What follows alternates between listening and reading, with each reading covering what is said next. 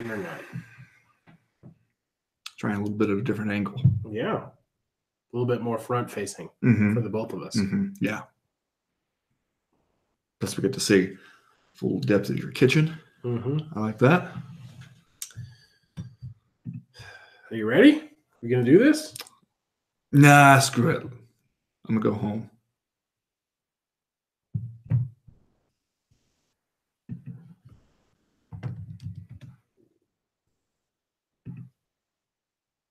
That's right. You're listening to another episode of the Co-Main Event Mixed Martial Arts Podcast. I'm your co-host, Chad Dundas, a longtime MMA journalist, novelist, and podcaster. And joining me, as always, from MMA Junkie and USA Today, it's your friend and mine, Mr. Ben Folks. Ben, last week on the show, we called UFC 236, quote, a little top-heavy. And at the time, we didn't necessarily mean it as a compliment. No, not necessarily, but we weren't wrong. No, you fast forward 1 week and suddenly calling UFC 236 a little top heavy seems like a sterling damn compliment considering how things went. Accurate, and as we saw, that doesn't have to be a bad thing. No, it doesn't. Be a little top heavy. Because the four men involved in the co-main event and main event this past weekend, they give you your damn money's worth here, even if you didn't get a lot of star power from the rest of the card. I just hope that the old man, Frankie Edgar, figured out how to order it in time. Did you see he was having some trouble? Well, that doesn't surprise me at all, considering his status as the old man. That's right. It's, in fact, pretty perfectly on brand for when they first move over to where you have to order from the streaming service. Frankie Edgar is going to peer over his spectacles at one of these apps, one of these newfangled apps he's got to get on his TV, and then just go, oh, what the hell? Mother, come and get one of the kids to come in here and fix this damn thing.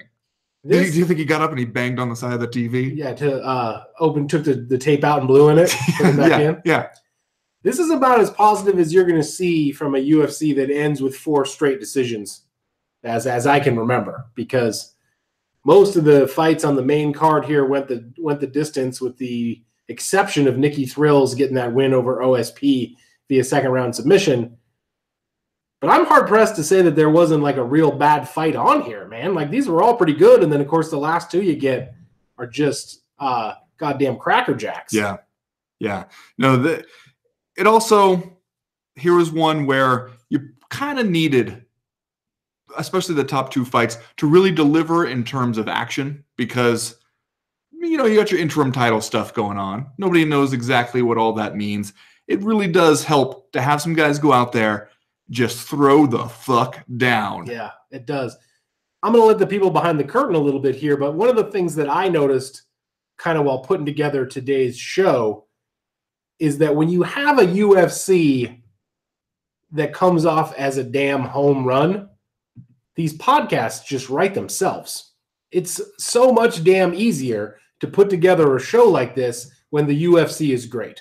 You mean when they actually give you something worth talking about? Yes. Yeah. How about that? Isn't that something? We got music again this week from longtime listener and friend of the show, Ras Jarborg. If you like what you hear from him on the show, you can check out more over at soundcloud.com/STHLMRAS.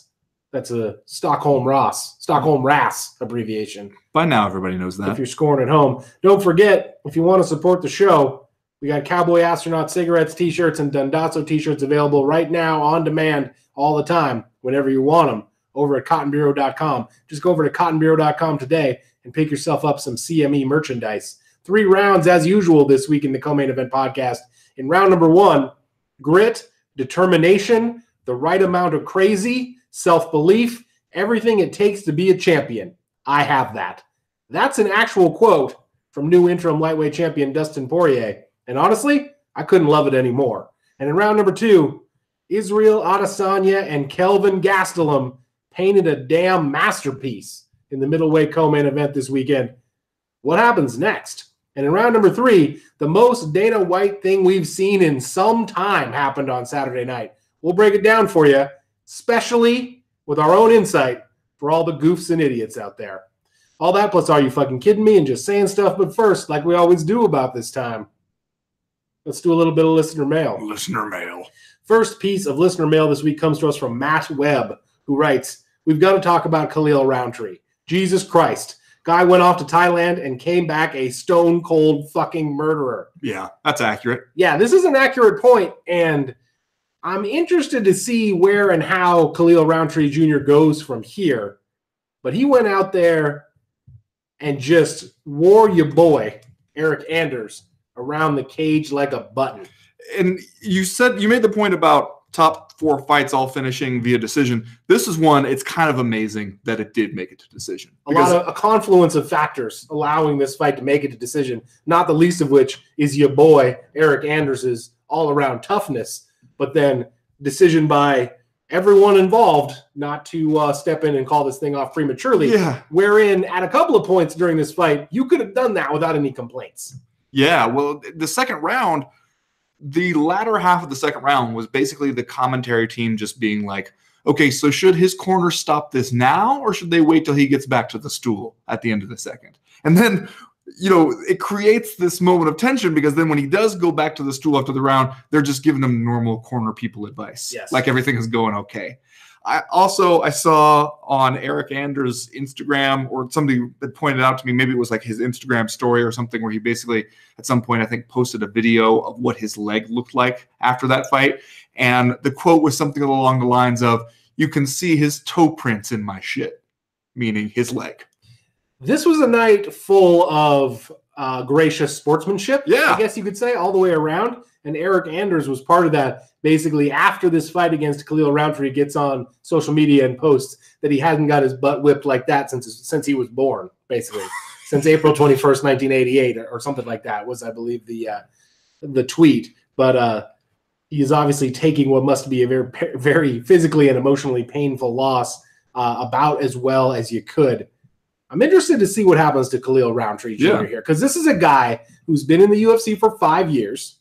He should be 4-4 after this win. He is, in all actuality, 3-4-1 because he had a loss to Michael overturned because. Wow, you didn't even attempt it. How would you say that? Alexei Juzuk. This name, the last name includes the letters J, C, and then Z, all right next to each other, which that is the point where my eye hits that point and gives up. That was originally a loss, got overturned because Roundtree's opponent tested positive for banned substances. Clomiphene, I believe. Clomiphene, but originally he would, if not for that, he would be 4-4. So here he is, 4-3-1 in the UFC. Goes over for training / spiritual awakening over in Thailand. Comes back looking like a completely different guy. Fighting like he looks like a Street Fighter character with that very traditional Thai stance, kind of lightly tapping the front foot, and just wears out Eric Anders' leg with low kicks in this fight. We knew Khalil Roundtree was a dude who could punch super hard and was always dangerous. Knocked out Gokhan Saki, remember that? Yep, and he'll go out there and bring it right to you. But this fight against Eric Anders, incorporating the stuff that he was able to pick up over in Thailand, just made him look like a much different guy.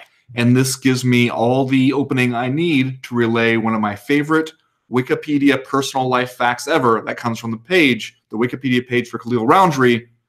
Roundtree enjoys dancing and listening to music. He is a fan of the Village People.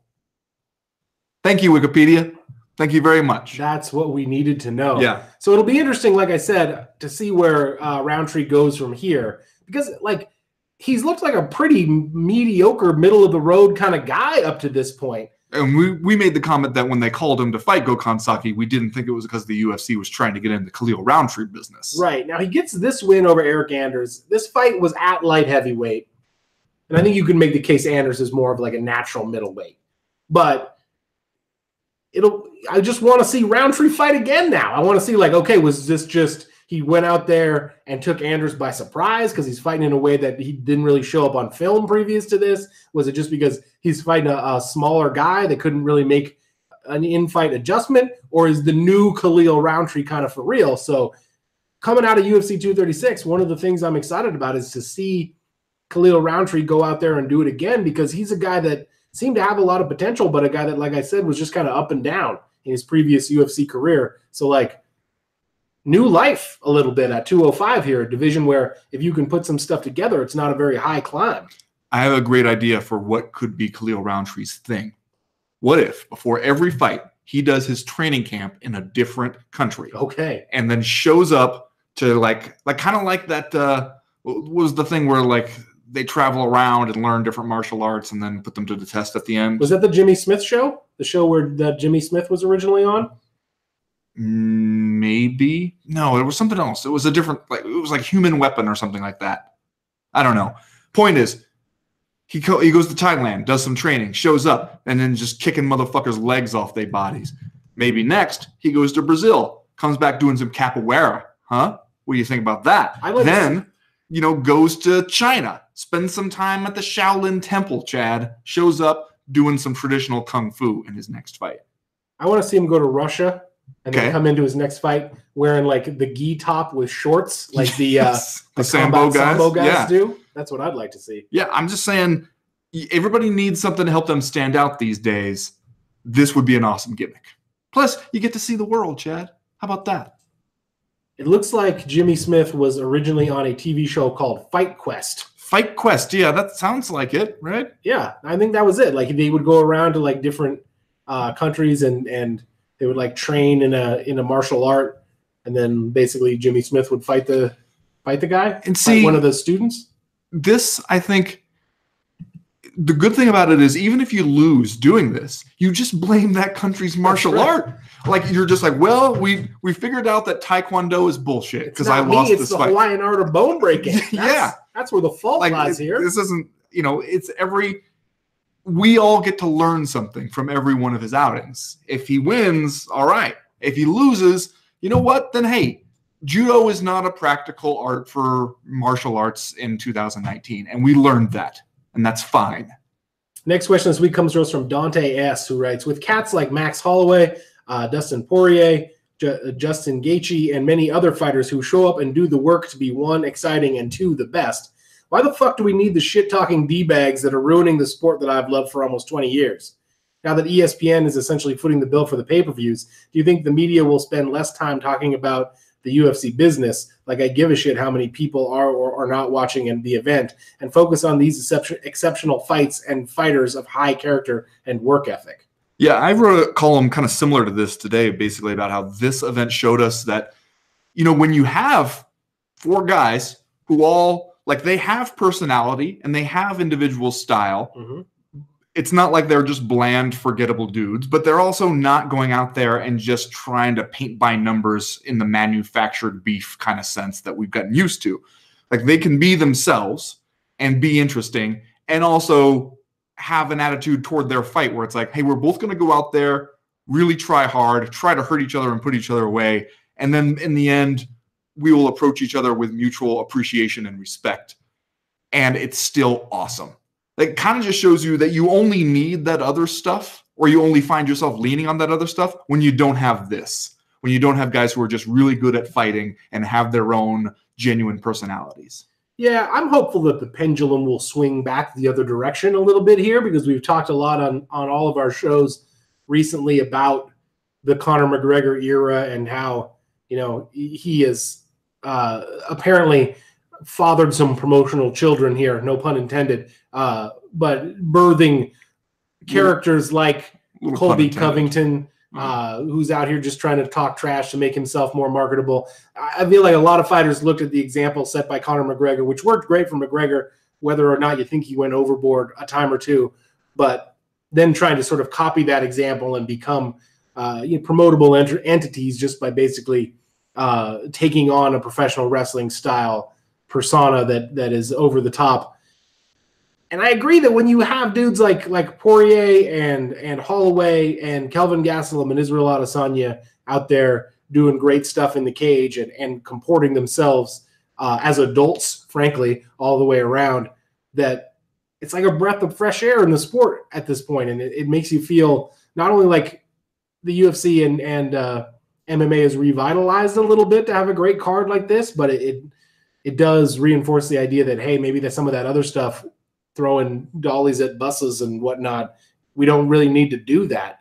I mean, that said, promoters are going to do what makes money. Right. And so are fighters, frankly, because they're all out there trying to make the money. So I don't think you're ever going to see that stuff totally go away. But at the same time, in this sport, I've said it time and time again, I think everything is sort of cyclical. Everything goes in waves and eras. And so it would be awesome, frankly, to see things come back the other way a little bit toward the sportsmanship side of things. Yeah, or just like feeling like we're getting a genuine look at who these people are and not them trying to be who they think we want them to be. Right. And again, like I've said in MMA, like you can spend a lot of time trying to build yourself a persona and like do all of the smart promotional stuff. Suddenly Derek Lewis goes out there and just says his balls was hot. And like, that's the thing. The more genuine off the cuff moment is going to be the thing that the MMA audience seems to gravitate toward. So like, I'm all for the realism, I guess you would say, of Max Holloway and Kelvin Gastelum, and even Eric Anders, like being super gracious in defeat, and the guys who won the fights, being very gracious about their own competition, if not necessarily gracious about who they want to fight next. People think it's tough to explain to others in public why they're wearing a Cowboy Astronaut Cigarettes t-shirt. Try "My balls was hot" on your t-shirt. Try that one out at the grocery store. That's why I'm wondering who's wearing those shirts and where are they wearing them? Grocery store, I guess. Church. Next question this week comes to us from Kevin S., who writes, tried to buy the PPV legally. Wouldn't take my money. Streamed it illegally with ease. Now, this was a problem because we had some mistakes in the nuts and bolts of the ordering process here for UFC 236. Bad enough that Dana White, even after the event, was like, we had some hiccups and we will clean it up and it will be better and easier next time. For the guy who runs the UFC to admit any wrongdoing or any mistake or anything that didn't go off exactly right, it was a problem. So I imagine that a lot of people encountered this. You couldn't buy the pay-per-view through the ESPN Plus app, despite the fact that you had to be an ESPN Plus member to even have access to it. You had to go to the desktop, right? You had to go to your laptop or your computer or whatever it was, and go online, basically, in your browser to a special page where you could then order the podcast order the pay-per-view. I can't believe that you get to fight night without cleaning that up. That to me is just like a glaring thing. I'm sure a lot of people either got just screwed by that or, encountered the app saying a couple of times that like you couldn't order the thing on your device and were like, well, screw it then. Yeah. And if it was really so easy to stream it illegally, then I guess, and if you had a familiarity with that process beforehand, then yeah, I'm sure that seemed like an attractive option. And it does seem odd that like one of the first things I would want my app that sells pay-per-views to know how to do is to have a button that says, here's how you give me your money. Yeah. It reminds me of watching one of those Hard Knocks episodes where Jerry Jones from the Cowboys was like, the 3 most important things I learned about business are number 1, ask for the money, and I forget the other 2. And that was one of those things where I'm like, I'm here, I'm trying to give you my money, and you don't have a button that says, give me your money. Yeah. But, other than that, once you figured out that part of it, I was very curious to see how it was going to operate because I was not crazy about the idea of like, so now you're turning every pay-per-view into a streaming event rather than the dependability that you get with like cable pay-per-view kind of thing. But it worked pretty well, at least for me. Yeah. Like I did not have, there were a couple of little minor hiccup moments, but fortunately didn't last long, not during anything super important. And the stream quality looked good. The picture looked good the entire time. Other than that little issue when trying to actually order the thing to begin with, I was pleasantly surprised with how it worked. No, yeah, I agree. I just think that having already erected this sort of like additional barrier to entry that now you have to be an ESPN Plus subscriber to even have the pleasure of trying to order the pay-per-view, you got to make it as easy as possible for people to order the pay-per-view. Yes. Man, I can't be dinking around inside the ESPN app trying to figure it out. It's going to have to be hard for me not to be able to buy it. Like, that's how easy it should be. Yes. I should go there and there should be a giant button that is like, all you do is click this and then the fights will start. You can't be sending me around to activation pages and whatnot. You're trying to take my money, man. And it's trying to take it. A not insignificant amount of money either. I agree. I would be real interested to find out what the order or buy rate was for this particular pay-per-view. And maybe we will. Maybe we will. I don't know. You think so, huh? Well, the ESPN being a publicly traded company and all that, seems like there might be some added transparency moving forward. Maybe I'm just... We'll see, is what I say to that. Tossing coins in the wishing well here. Next question this week comes to us from Oscar, who writes, so Dana White is going to show us the future of fighting in the next 2 months. What do you anticipate? More PIs, performance institutes, or something completely different, in the words of Monty Python? Now, I said at the top of the show that some Dana White stuff happened this weekend. Pretty peak Dana White stuff here. This is classic Dana White stuff. Making just vague claims about, in the next 2 months, he's going to, quote, show us the future of fighting. He's going to unveil the future of fighting, not the future of the UFC, the future of fighting, Chad. Well, is it Greg Hardy? Is he going to wheel Greg Hardy on stage with a tarp over him and be like, behold, the future of fighting? Whip the tarp off. He starts throwing combos. I say... is it robots? Is the future of fighting robots? Holograms. Holograms. Yeah. You don't have to pay a hologram. Shit. That's a fact. Yeah. That's a good point. Holograms don't get injured. Holograms don't miss weight. Don't weigh anything, in fact. It's just light. It's a trick of the light. Mouse fights. Everybody's going to raise mice. Now, there's no way that it could possibly live up to this incredibly ambitious claim. The future of fighting. Not just the UFC, he says. The future of fighting. Which if there's anything that that Dana White's wealth should prove to him, it's that the present of fighting, which looks very similar to the past of fighting, is pretty popular. Yes. You don't need to change the entire form of the thing. People we get it and we like it. It's in our DNA, Chad. Somebody keeps telling me that. And so then it leads you to wonder, like, what in Dana White's mind would possibly make sense to back up a statement like that? One of the things I saw thrown out a lot was it's going to be just like more stuff that they're doing in China, like more performance institutes in China, or like more just like development of that enormous market that everybody, all the Western companies want to get in.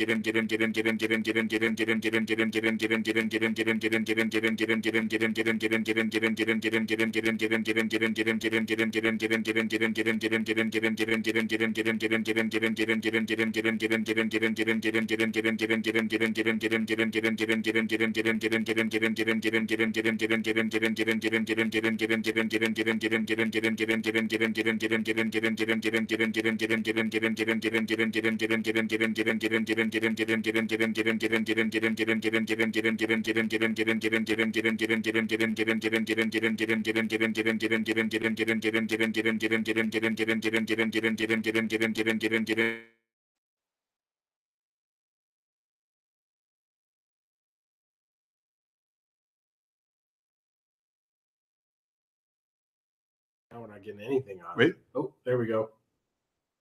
Now, That looks better. is that better? Did I fix it? I mean, you unplugged it and plugged it back in. That's basically Next thing master you know, you're gonna technician blow move. in there, and that's all we got. That's all we got to do. Then we'll be calling customer service. Calling customer service. That's not step 3. That's like step 90. I'm gonna try. And they're just gonna tell us to unplug it and plug it back in. Fixed. All right. Yeah. You know what? You didn't miss anything. Just us talking. All right, you ready to do round 1 here? Yes, I am.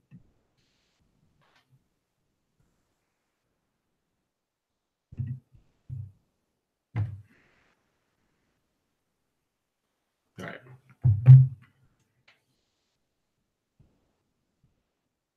Well, Ben, I've got another quote from your interim lightweight champion, Dustin Poirier, here that I want to read. I've been saying it all week to my wife, to my management, to my team, that in the words of Teddy Atlas, I knew I had 25 minutes to make life fair tonight. Nothing mattered. When I've been overlooked, knocked out, dropped fights in the past, and had to climb back up, nothing mattered but 25 minutes tonight to make life fair and be a world champion. And that's all I cared about, was showing up for 25 minutes, staying focused. And my wife knew that I was going to go out there and I was willing to leave a piece of myself in there. And I was, and I might have. Wow. That's a powerful quote. It sure is. I mean, this is just a feel-good thing, frankly. Even, above and beyond how much everybody likes Max Holloway. And it's a little bit difficult, I'm sure, for some people to see him drop his foray up to lightweight here to fight Dustin Poirier. But seeing Poirier come out of this thing with any kind of UFC belt wrapped around his waist, now with, we assume, the political bargaining power that comes along with that, and maybe a slightly brighter future for himself as a fighter, it just really is kind of a feel-good moment in a sport where we don't always get that. Yeah. Well, and, I could have seen if Max Holloway could have come out of this being a little bitter about the way it went, and instead he's happy for Dustin Poirier too. Like, he makes that comment about how, congrats to Dustin and Jolie, his wife, and how he should have had a belt before now. And so it kind of feels good to see him get one. Also, Max Holloway comparing life itself to a game of chutes and ladders. Sometimes, Chad, you got to slide down that long slide just so you can get to the next ladder up. He's got kids. Yeah, he knows. Chutes and ladders, also the far superior game compared to Candyland. But it did allow everybody to kind of come away and you didn't lose anything by both guys just being like, we're going to go out here, scrap super hard, ebbs and flows to this fight. A couple moments where it seemed like they were almost on the verge of reaching an unspoken agreement to keep fighting after the horn. Yeah. Like, you could just tell like how both guys really wanted it in this one. And everybody gave absolutely everything they had to give in that fight. And you're right. It does feel good to see Dustin Poirier come out of that. Two things I wonder after that. One, how much does it matter to you to think of what happens next with Dustin? Like, if Dustin Poirier does not fight Khabib next, if we don't go ahead and do that, will you think that this was all kind of a sham, or like a diversion? And two, what does this tell you about Max Holloway at lightweight?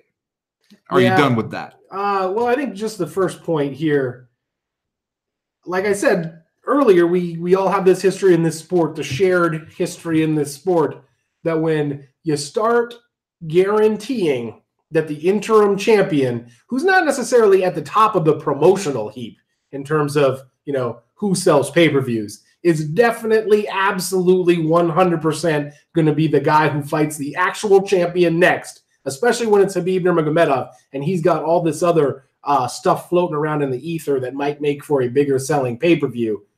It doesn't necessarily inspire confidence, right? Like, the thing that we feel about Dustin Poirier being the interim champion is, I hope he gets to fight Khabib Nurmagomedov next. I hope that he gets the things that have been promised to him, and that he doesn't wind up getting shuffled to the side and fighting somebody else. Did you see Conor McGregor's tweet? That was no, not more of this shit. Well, first I want to read the Tommy Toehold tweet.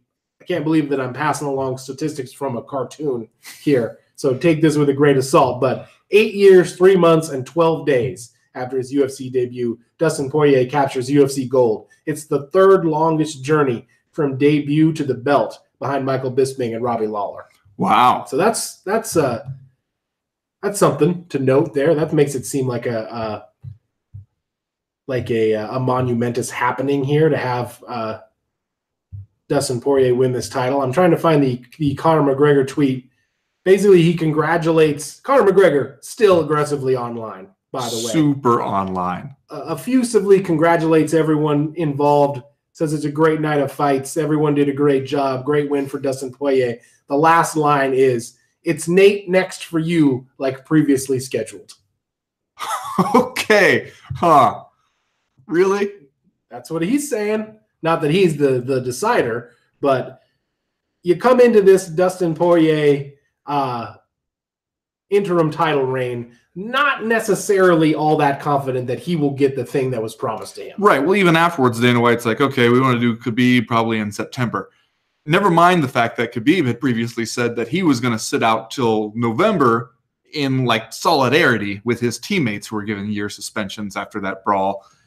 And also that Khabib and his manager had made it very clear, we're looking for a big money pay-per-view kind of thing. Which, like we've said before, always a little bit of a tricky thing to demand, because you're kind of then saying, I'm not the guy who brings the pay-per-views, but I am going to use my position as champion to insist on fighting one of those guys. Like, I need somebody else to do the sales because I'm not confident in my ability to do it. And then you got Dana White saying, oh, no, absolutely, Poirier versus Nurmagomedov next.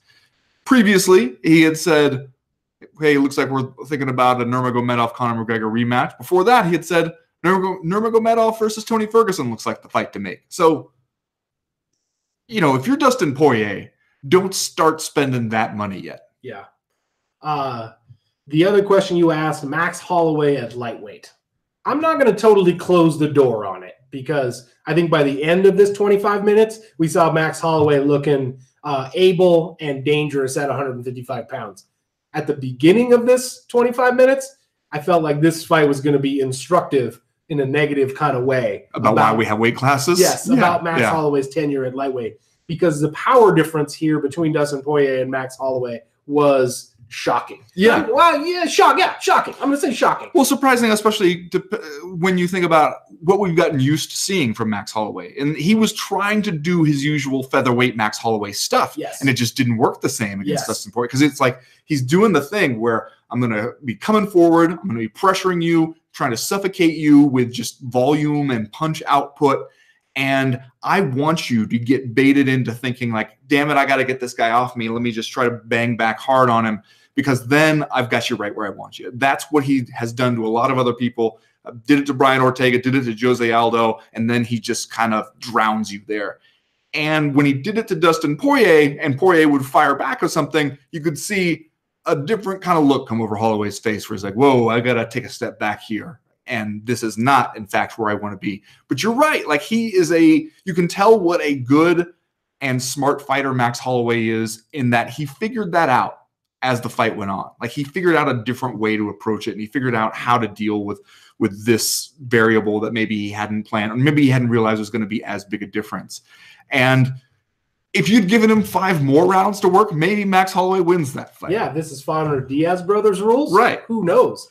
It looked like it was going to get stopped early, though, man. Like, Poirier stunned him 3 or 4 times in the first round, like visibly had him in trouble during that first round. And I know that everything is obvious in hindsight, right? Now that we've seen the fight, everything is obvious about it. But in some ways, it did make me feel like, oh, maybe we should have asked more questions of ourselves about how Max Holloway's fighting style would play up at this heavier weight class, because he definitely had a harder time implementing that game plan, the Max Holloway game plan, against a guy like Dustin Poirier, who just flat hit harder than most of the guys that he's fought. Well, I could see how maybe the thing that made us not really realize we were going to be dealing with that question was the fact that Poirier himself was a former featherweight. So, maybe we didn't think that the difference would be that apparent. To me, I wonder if what we learned from this Max Holloway lightweight experiment is that Max Holloway is an elite featherweight, the best of the best at featherweight, and really, really, really good at lightweight. That's not so bad, man. You know, like that is, I don't see that really as a step down for Max Holloway or like a knock on Max Holloway. It does make me wonder, though, what does Max Holloway tell himself when he kind of gets healed up and can start to think about the future?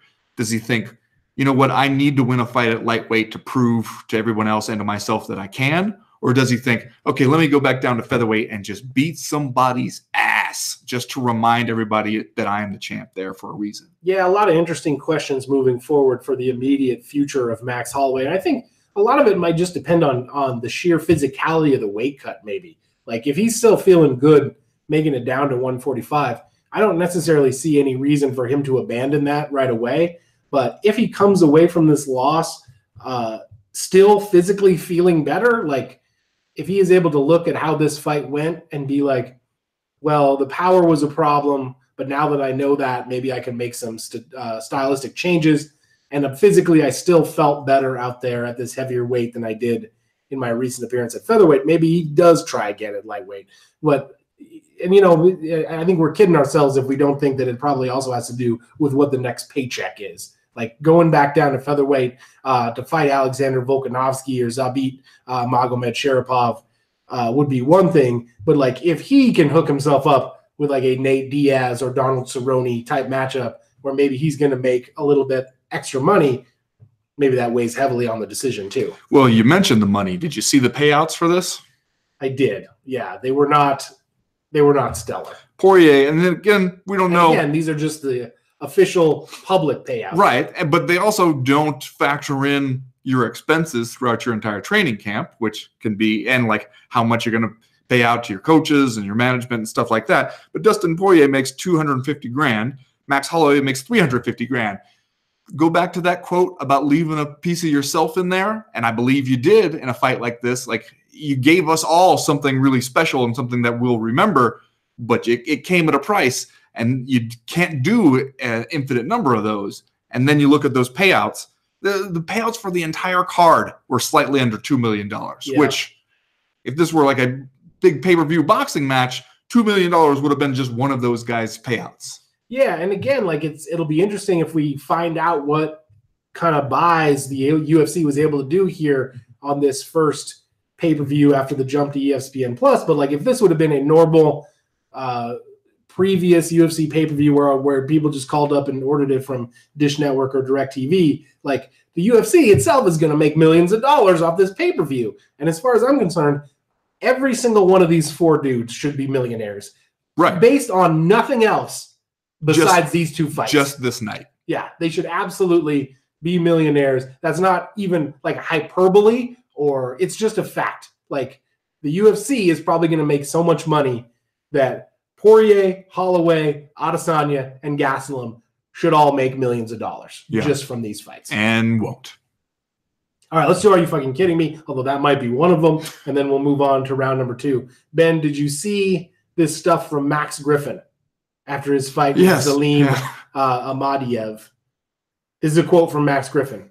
"This guy tried to attack me yesterday at the breakfast buffet, and when we were on the bus as well. Never had I fought a guy that I wanted to beat down. He's an ass and a bully.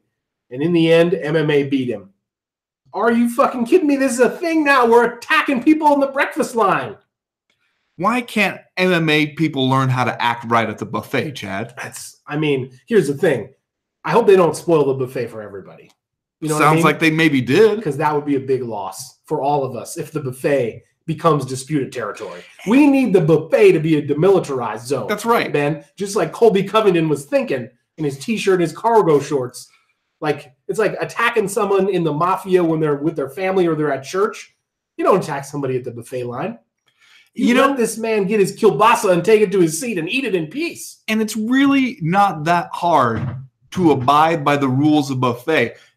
Like kind of gastrointestinally, it's a free-for-all at the buffet, man. Yes. You kind of can't go wrong. You can mix it up, do whatever you want. You can do stuff there that is frowned upon in other areas of polite society. Really, the only thing you can't do at the buffet is fight. Are you fucking kidding me? Fucking kidding me? Jed, Are You Fucking Kidding Me this week?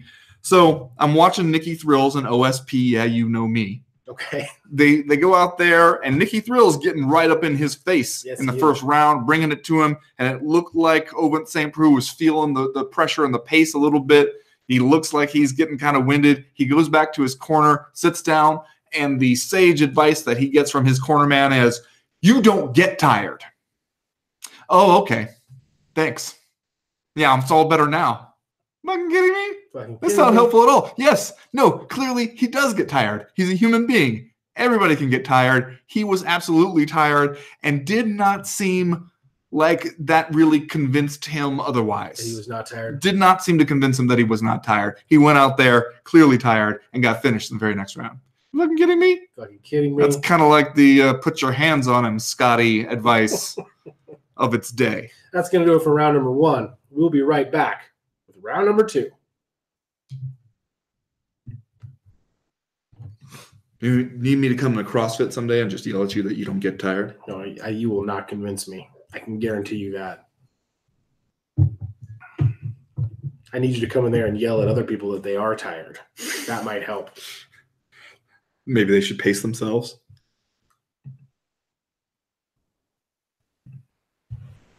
Do you want to do an intro for Adesanya versus Gastelum? Yes, more than anything. Are you ready? Yeah. Well, Chad, before we got to Dustin Poirier and Max Holloway doing their thing, throwing down hard, we got another great 5-round interim title fight between Israel Adesanya and Kelvin Gastelum. And you want to talk about some ebbs and flows out this motherfucker. Mm-hmm. First, you get Israel Adesanya getting rocked a little bit. He comes back, takes it to Kelvin Gastelum. He gets rocked again with a head kick, nearly finishes Kelvin Gastelum by the end. Mm-hmm. And somehow we make it to the scorecards there. This was a fight that this was tough on the cardiac region, just watching this thing. Yes, it was. One of the best fights we've seen in a while, let alone from a non-main event, just as a co-main event here. Did you come away from this feeling like we continue to shortchange Kelvin Gastelum a little bit? Because I did. This is another fight, even though he didn't win. And I think we got to talk about the 5th round performance of Israel Adesanya here in a minute, because that was a fucking statement. But I came away from this once again being like, God damn it, Kelvin Gastelum is just really good. He's just really, really good at fighting. And I feel like every time he has a big opportunity, I always kind of don't give him the credit that he deserves in the lead up.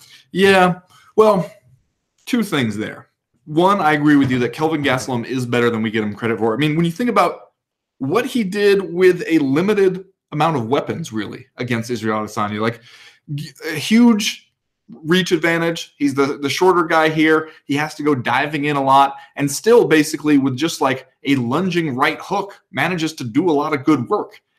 The other thing, though, that was surprising me about it is for a guy who is a slick striker, who is the taller guy with a long reach advantage, a lanky guy, Israel Adesanya is easier to hit than you'd think he should be. Yeah. And again, like maybe the opposite thing of Kelvin Gastelum, even though there was that 5th round, which we do need to talk about, and we do have to give Adesanya a ton of credit there because he came out and just took this thing for himself in that 5th round.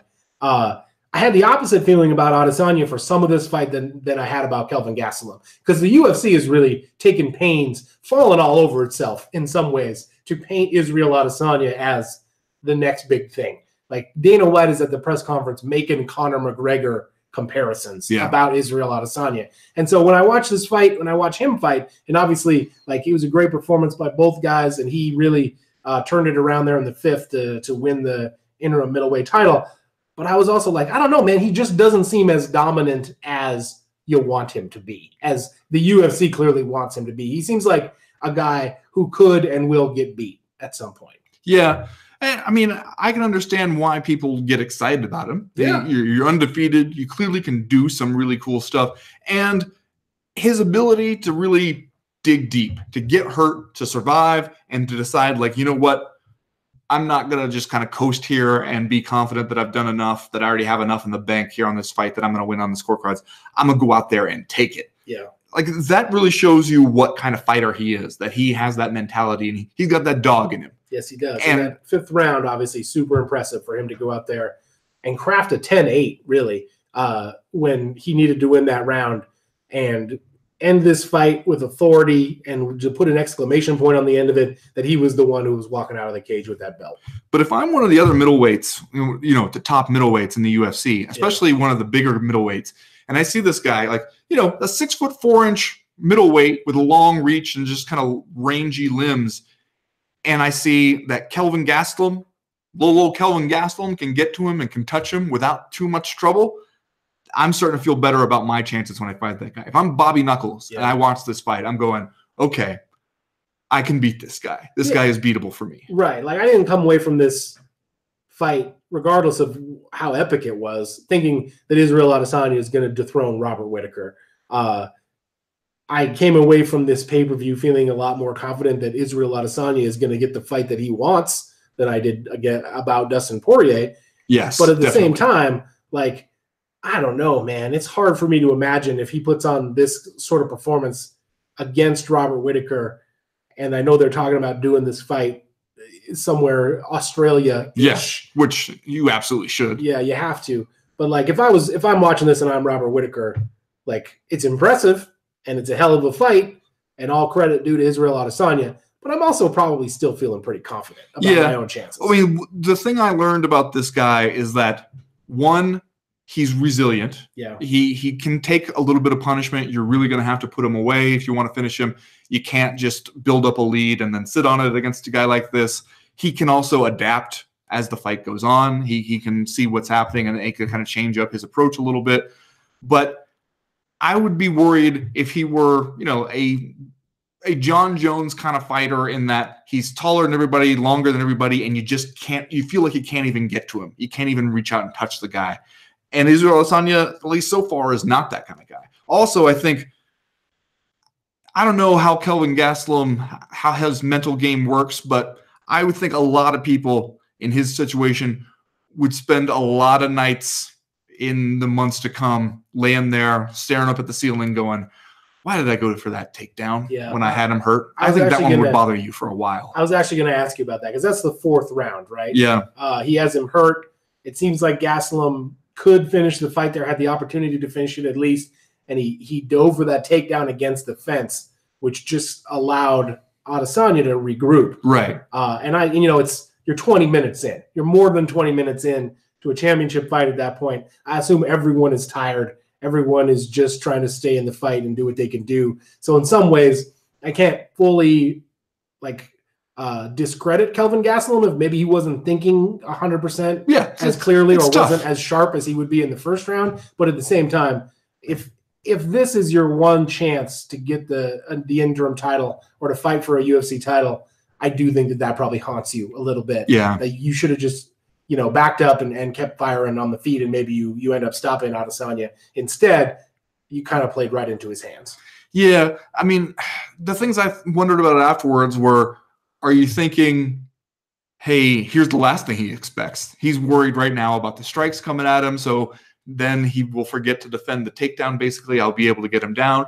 Was it maybe one of the things that they had put into the game plan was, hey, this guy is going to be tough to finish on the feet, but if you can get him worried about that and then get him down, that's where you'll actually put him away? Or like you said, is it just that maybe your brain's not working at 100% after 4 rounds of you guys taking turns punching each other in the head? Yeah, fatigue makes a different person out of all of us, I believe is the cliche. What do you think is the move now for Kelvin Gastelum?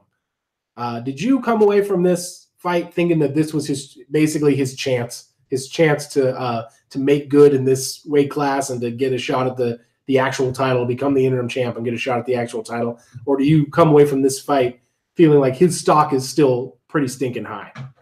I mean, you know what I forgot until his comments after the fight was that Kelvin Gastelum is like 27. Yeah, he's young. So, yeah, he's still got some time to regroup there. And like you said, I think that fights like this help people see, you know what, he actually is really good. Because when he was first announced as the next challenger for Robert Whittaker, it kind of felt like, well, we don't have any great ideas, and this one is an okay idea, and so we're just going to go with that. And he goes out there and has this awesome fight against Israel Adesanya. I think people are going to remember him fondly for that, even if he didn't win the fight. Yeah, no, I agree. And like you said, he's got a lot of career left in front of him if he wants it to be that way. And even if he is a little undersized, the good news for him is that there aren't a ton of 6'4" middleweights in the UFC. Yeah, that's true. I don't think that there's any reason for him to abandon his current path. I don't know that going back down to welterweight would be the answer for him. He's had so much trouble making the weight. I think you got to stay home, maybe pick up a Paulo Costa, Derek Brunson, Brad Tavares sort of opponent in your next fight and try to get back up there among the upper echelon as quickly as you can. Plus, I mean, I guess if you're Kelvin Gastelum, you always just got to stay healthy. Yeah, who knows? The phone could ring. The phone could ring at any point. Somebody had to go to the hospital for emergency hernia surgery, and you're back in, baby. Yeah. You're back in. Anyway, that's going to do it for round number 2. We will be right back with round number 3.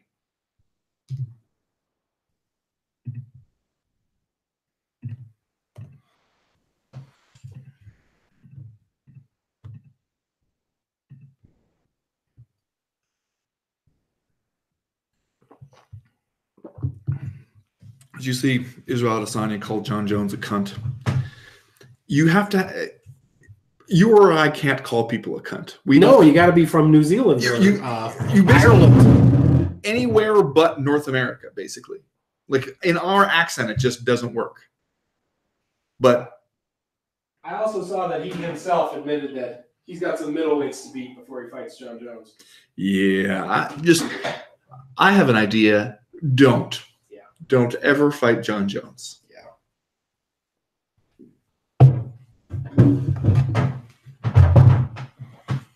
All right, interim titles. You ready? I'm ready.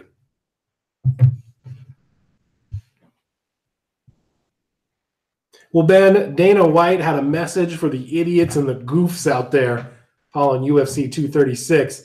Basically, this one was for you, dickwads. Everybody out there saying they hate interim titles, this one was for you. Now, this is classic Dana White thinking, classic Dana White rhetorical strategy, classic Dana White psychology here. To take the fact that you tumble ass over tea kettle into two awesome interim title fights on the same card to be like, ha ha, motherfuckers, interim titles are awesome.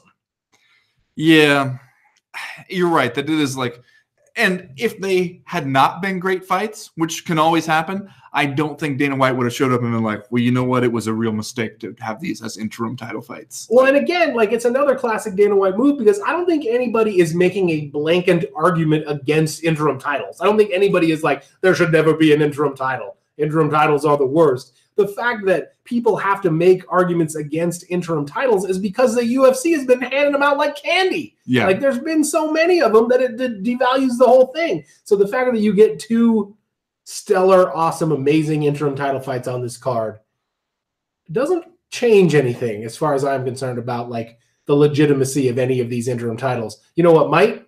If Dustin Poirier gets to fight Khabib Nurmagomedov. Okay, see, that was going to be my next question is the middleweight situation. I felt like in a lot of ways, this is one of the more defensible middle or interim title situations the UFC has had because you got a champion who is out injured, his damn bowels be rupturing and whatnot. We want to give that man plenty of time to recover. We don't want him to feel like he has to rush back or just in order to avoid being stripped of his title.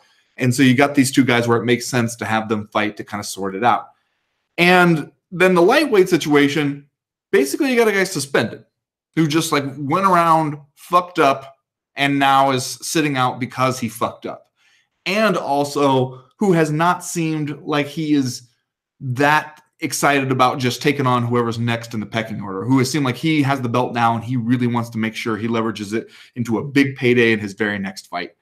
And so that one, it seemed like, all right, having a lightweight contender face the featherweight champion for the interim lightweight title seems a little bit like a manufactured belt situation. Although it did feel good to see Dustin Poirier get a belt, to see him like super happy about it, to see something like as a physical reminder of the stakes of this fight. Yeah. But if he does not go on to then face Khabib Nurmagomedov in his next fight, I think it all feels like complete bullshit that we were roped in by.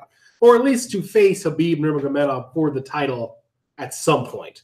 Like, I feel like an interim title, it could be defensible if your champion is going to be out so long that you need a guy to defend the title a couple times.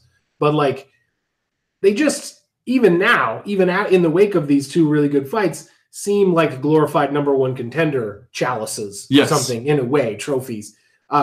Because that's really all they do is get you the opportunity to fight the champion next. They don't even always do that, though. Right. That's the thing. Like, ask Tony Ferguson.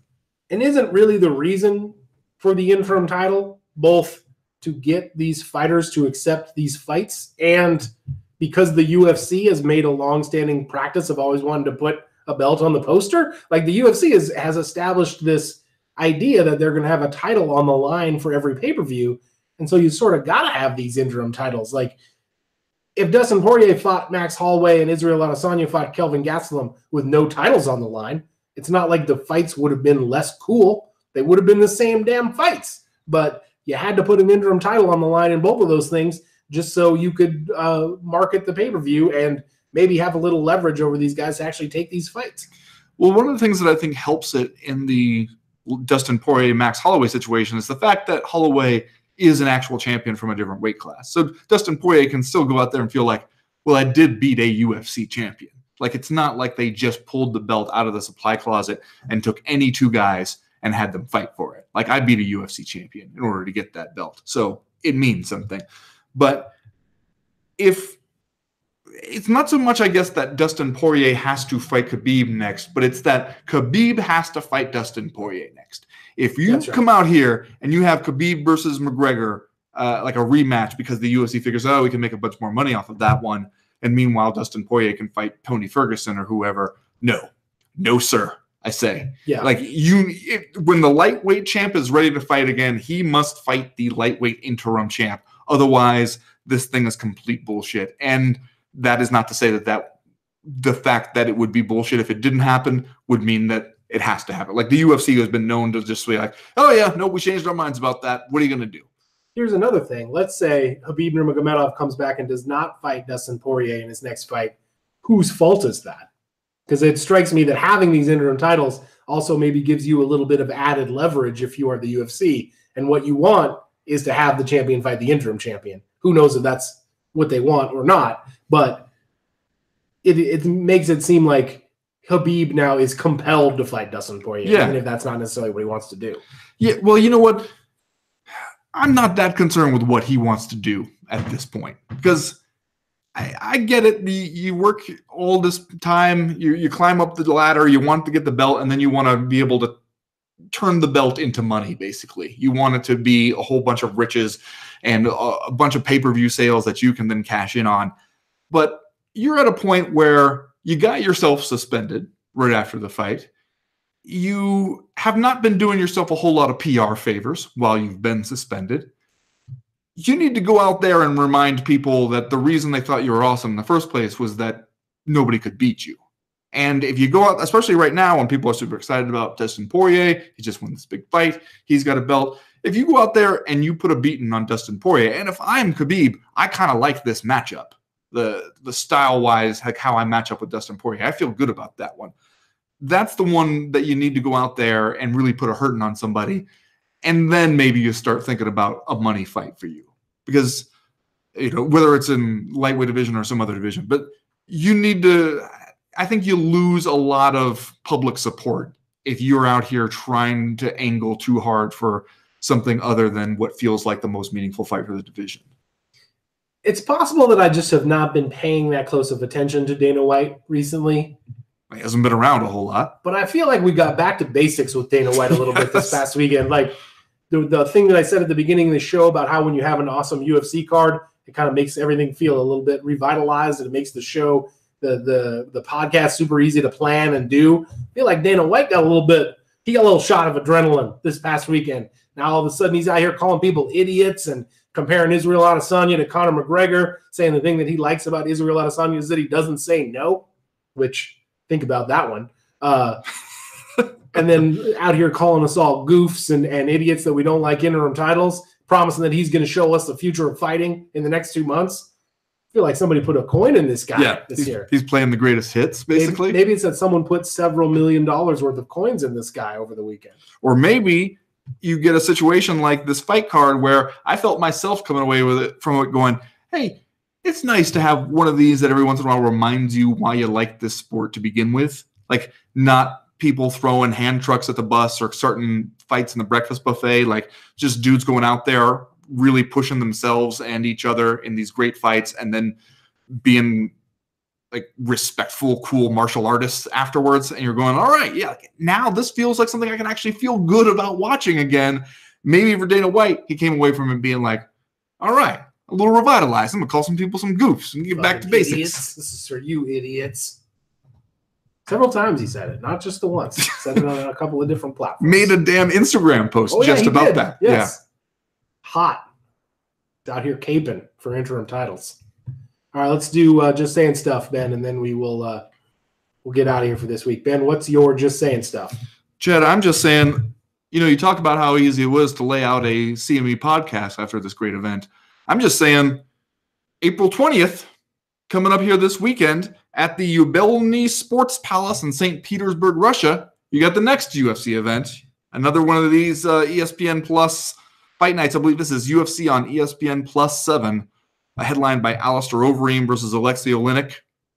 The next fight down, Islam Makhachev versus Arman Zakurian. I know you're very excited about that one. Those are two real people who I am familiar with. I'm just saying, maybe not a great sign that it was super easy to get through an hour-long podcast without even mentioning that this fight is coming up. Agreed. Just saying. I'm just saying, Ben, did you see this Dwight Grant, Alan Jouban fight on the pay-per-view? I did. Maybe not the greatest fight on the card, but what is going on with Dwight Grant's punches? He is out here bringing haymakers back. You're not supposed to be able to fight that way as a professional in the UFC cage, out here throwing these hillbilly haymakers. Somehow it's working for him. I'm just saying, show me some more. I would like to see some more haymakers from Dwight Grant. That's all I'm saying. Just saying. That is going to do it for this week's Co-Main Event podcast. We will be back next week. If you want to hear us probably have some stuff to say about UFC on ESPN Plus 7, we will probably think of some other stuff to talk about it as well. Remember, Wednesday, live chat and road agents for those of you who have gotten down with the Co-Main Event podcast Patreon, followed by Friday's Power Hour, also for you Patreon folks. And if you haven't got down with the Patreon, I guess the question is why? The fuck is your problem? Man, you're out here missing all the good stuff. How are they even going to know what's going on without the Power Hour power rankings, Chad? They wouldn't know. They won't know what the most powerful forces in mixed martial arts are for this week. You know, I guess you could call that a life, but you can't call it living. Good point. Solid point. That's patreon.com/co-main event if you want to go over there and get busy with us. As for right now, though, we are done. We are through. We are out. So what time are you coming over to watch the action straight from St. Petersburg? Having a big party for that one? When is this thing popping bottles? When does this go down in the one true time zone? This is going to be like in the middle of the day, right? Middle of the morning, maybe? On 420? 420, you know what I'm saying? You know what I'm saying. Everybody knows what you're saying. Because of marijuana. That's right. Yeah. Because of marijuana. Yep. Probably not going to make it to this one. No, it's a shame. But we'll... Do you want me to text you updates so you'll know what happened in the Sergey Pavlovich versus Marcelo Golm fight? I got a lot of money riding on that. Yeah. So I'm going to need some updates. Yeah. Movsar Evloev versus Sungwoo Choi. Yes. Updates. Update me. Yeah. Don't worry. I'm on it. All right. Sorry about the audio issues for everybody on the live stream there. Glad we got that sorted out.